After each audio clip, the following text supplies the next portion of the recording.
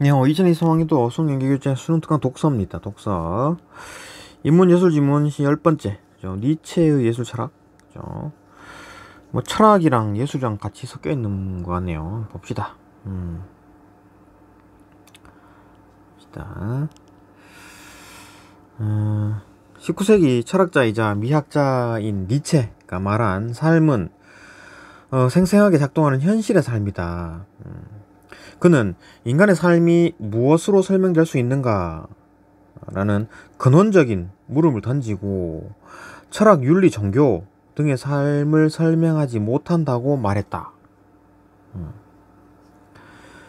그에 따르면은, 그러니까 뭐 철학, 윤리, 종교로는 안 된다. 그에 따르면 철학은 진리를 내세워 개념의 껍질에 인간을 가두어 버리고, 그죠?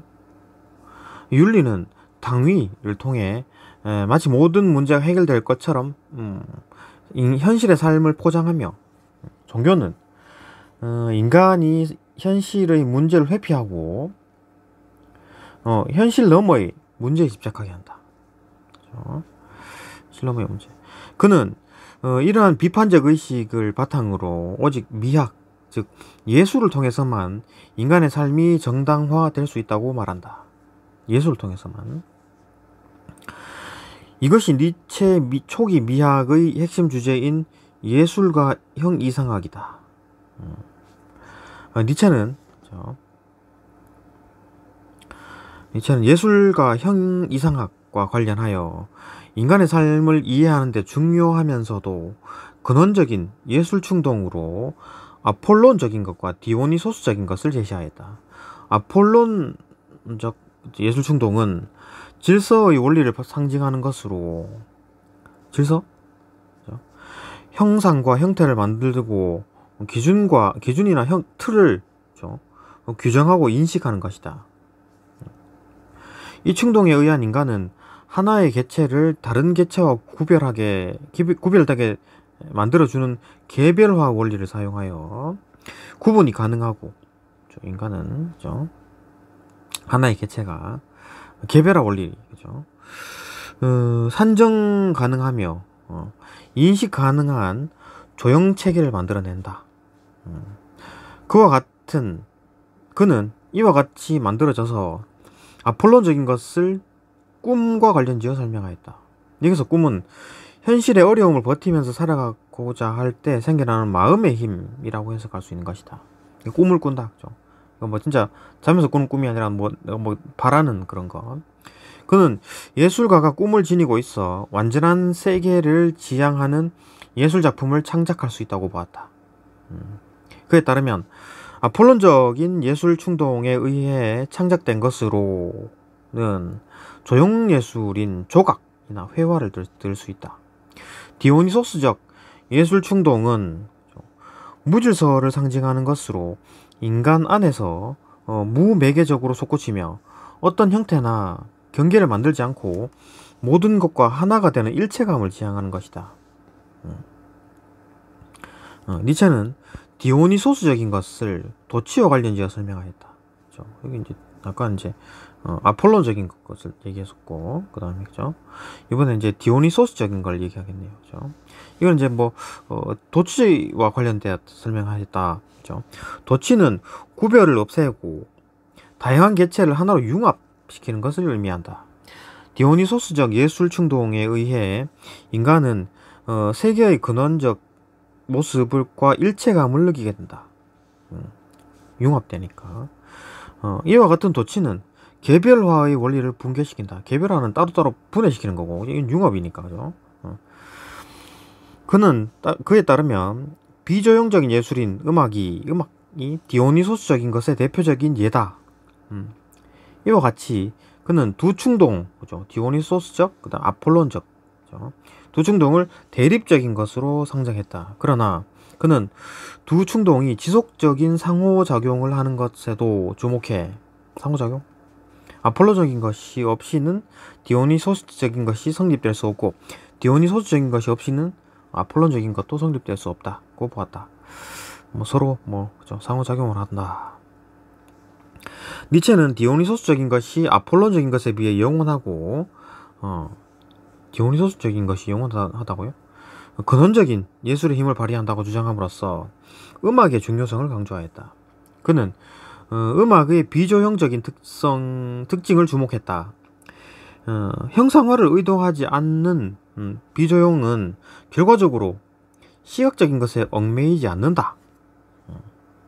비조형적이니까 시각이 필요 없겠죠. 그가 중시한 음악의 미적 가치는 이를 바탕으로 출발한다. 그는 음악이 그 자체로 내적 구조와 원리를 갖는다고 보았다. 그는 음악의 내적 구조와 원리는 다양한 음들의 관계를 나타내며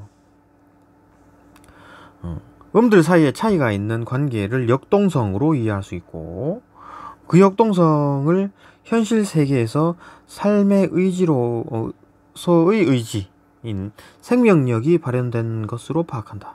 이 역동성이 있으니까 음악이 그죠. 음들 사이에.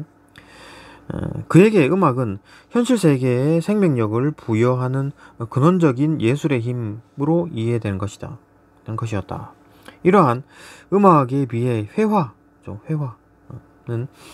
예술적 근본 충동의 또 다른 한편이라고 언급됨에도 불구하고 현상적이고 개별적이면서 조형적을 갖는다는 이유로 그로부터 예술적 가치가 많이 부여받지는 못했다. 좀 현상적이고 좀 개별적이고 조형적이다. 음악은 통합적이고 역통성을 가지는데, 회화는 시각적으로 인식될 수 있는 조형이 선과 외곽, 윤곽, 색채, 배열 등을 통해 실현되는 것이다. 그죠? 조형성이. 그가 보기에 이러한 회화의 특징들은 그림이죠. 대상의 표면적인 속성만을 나타낼 수 있는 것으로, 표면적 특성만 나타내는 것으로 대상의 근원적인 속성에 대해서는 나타내기 부족하다. 표면적 껍데기만 나타내는 뿐이다. 니체는 예술이 발전하기 위해서는 두 가지 예술 충동의 대립적인 속성이, 그죠? 디오니소스적, 그 다음에 아폴론적, 그죠? 두 속성의 서로 보완되어야 한다고 보았다. 아폴론적인 예술 충동은 보완이 되어야 된다. 개별화 원리에 충실하게 하여 개체의 세계, 즉 인간 개인의 삶을 정당화한다. 그리고 아폴론적 예술의 충동에 의한 꿈의 세계를 통해 아름다운 환상을 경험함으로써 인간 개인의 삶에서 겪는 고통을 이겨낼 수 있다. 아폴론적 예술 충동을 통한 척도와 비율의 존재, 즉 조형적인 힘은 인간이 고통스러운 삶의 현실을 아름답게 만들기 때문이다. 반면에 디오니소스적 예술 충동은 개별화 원리를 파괴함으로써 인간 개인의 삶을 구원하는 기능을 한다. 통합, 그죠? 개별의 원리가 깨질 때 인간은 공포감과 허물감을 동시에 경험하게 되고, 그 경험에 도취된 상태에 있기 때문에 고통으로부터 벗어날 수 있다. 둘 다 고통에서 벗어날 수 있네요. 니체는 두 가지 예술적 충동이 변증법적으로 합쳐진 예술 장르를 비극이라고 보았다. 비극에서 배우가 느끼는 디오니소스적 경험은 아폴론적 환상인 객관화된 장면으로 나타나고, 관객은 배우의 모습을 자신과 동일시한다. 그에 따르면 비극은 두 대립적인 예술 충동이 통일된 상태, 즉 디오니소스적 도취감 안에서 아폴론적 형상이 표현된 것이다. 니체의 예술과 이 형이상학에 대한 논의는 인간의 삶에 대한 설명을 제공한다. 인간의 삶에 대해서. 그는 인간이 아폴론적인 것으로만 살아갈 수 없고, 그렇다고 해서 디오니소스적인 것만으로도 살아갈 수가 없다고 보았다. 아무리 아폴론적인 질서에 따른 절제된 삶을 살아간다고 자신해도 어느 순간, 그죠? 디오니소스적 무질서에 따른 욕망 가득한 삶에 부딪히게 마련이다. 이러한 예술과 형이상학은 니체의 중후기 미학에서는 더 이상 전개되지 않는다. 삶을 예술로 설명하는 예술가 형이상학에서 예술은 삶을 정당화하는 일종의 수단이 되는데 초기 미학에서와 달리 그는 삶 그 자체가 이미 정당성을 지니고 있어서 더 이상 정당화가 필요하지 않다고 보았기 때문이다. 초기에는 그죠? 정당성을 찾으려고 했는데 그 자체가 이제 삶 자체가 정당성을 가지고 있기 때문에 굳이 찾을 필요가 없다.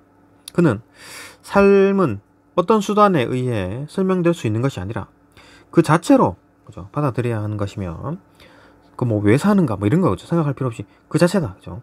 삶과 유리된 예술은 더 이상 예술이 아니고 예술 그 자체가 삶이기 때문에 예술 그 자체로 받아들여야 하는 것으로 보았다.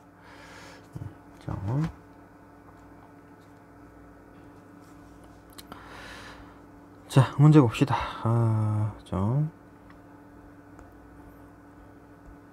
1번 봅시다. 윗글에 대한 설명으로 가장 적절한 것은 그죠? 가장 적절한 것.